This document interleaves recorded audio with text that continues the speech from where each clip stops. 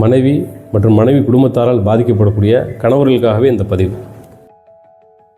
மக்கள் பொதுவாகவே கணவரால் மனைவிக்கு ஏற்படக்கூடிய கொடுமையை பற்றி கேள்விப்பட்டிருப்பீங்க. அதுக்கான சோர்ஸ் கவர்மெண்ட் நிறைய பண்ணியிருக்காங்க. அதுக்கு நிறைய சட்டத்தில் இடம் உண்டு. அதுபோலவே பெண்களாலும் பெண்களின் குடும்பத்தாலும் கணவர்களுக்கு ஏற்படக்கூடிய பிரச்சனைக்கும் சட்டத்தில் இடம் உண்டு. அவங்க அதை காரணமாக காட்டி டிவோர்ஸ் வாங்கலாம், மெயின்டெனன்ஸும் வாங்கலாம். டிவோர்ஸ் எப்படி வாங்கினா, இந்து திருமண சட்டத்தின்படி செக்ஷன் 13 படி மனைவியால் பாதிக்கப்பட்ட காரணத்தை கூறி டிவோர்ஸ் அப்ளை பண்ணலாம். செக்ஷன் 24 மற்றும் 25 படி இடைக்கால ஜீவனாம்சமோ நிரந்தர ஜீவனாம்சமோ மனைவியிடமிருந்து கணவன் வாங்கலாம். இஸ்லாமியர் மற்றும் கிறிஸ்தவர்கள் திருமண சட்டம் ஸ்பெஷல் மேரேஜ் ஆக்ட் படி செக்ஷன் 27 மனைவியால் பாதிக்கப்பட்ட கணவர் தன் பாதிப்பை சொல்லி தாராளமாக டிவோர்ஸ் வாங்கலாம்.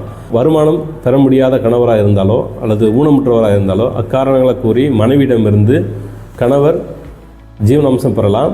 செக்ஷன் 36 மற்றும் 37. 36ங்கிறது இடைக்கால ஜீவனாம்சம், 37ங்கிறது நிரந்தர ஜீவனாம்சம். இருவருமே பெறலாம். மறக்காம சர்ப்ரைஸ் பண்ணுங்க. Thank you.